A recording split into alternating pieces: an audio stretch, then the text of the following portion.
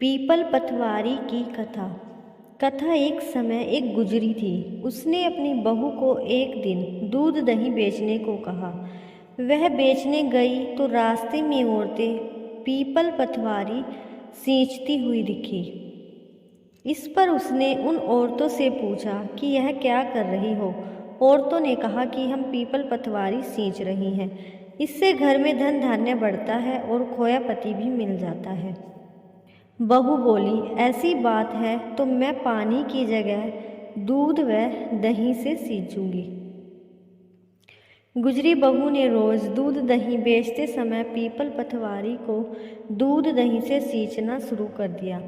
जब सास दूध दही के रुपए मांगती तो वह कह देती कि महीना पूरा होने पर हिसाब दे देगी। इसके बाद जब कार्तिक का महीना पूरा हो गया तो वह पीपल पतवारी के चरणों में पड़ गई।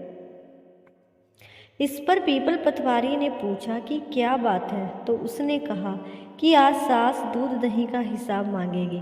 पीपल पतवारी बोली कि मेरे पास तो रुपए नहीं हैं, यह पत्थर और पान के टुकड़े हैं,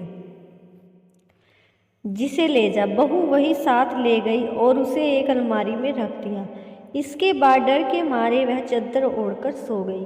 कुछ देर में सास बोली कि बहू दूध दही के रुपए ला। बहू बोली, मैं जो लाई हूँ वह अलमारी में रख दिए हैं। सास ने अलमारी खोलकर देखा तो उसमें हीरे मोती जगमगा रहे थे।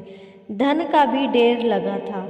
सास ने बहू को आवाज़ लगाई कि बहू, इतना धन कहाँ से लाई है। बहू ने आकर देखा तो सच में धन के भंडार भरे हैं। इस पर बहू ने सास को सारी बात बता दी। सास ने कहा कि अब मैं भी कार्तिक मास में पीपल पतवारी को सींचूंगी।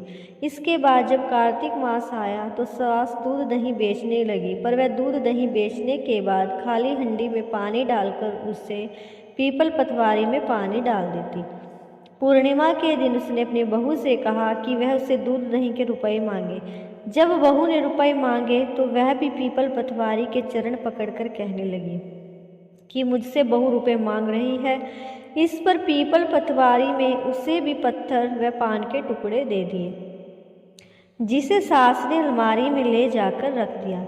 इसके बाद जब बहू ने अलमारी खोलकर देखी तो उसमें कीड़े मकोड़े मिले। इस पर सब कोई कहने लगा कि बहू तो सत की भूखी थी, लेकिन सास ने धन की भूखी होकर पीपल पतवारी को सींचा था, इसलिए उसे फल नहीं मिला।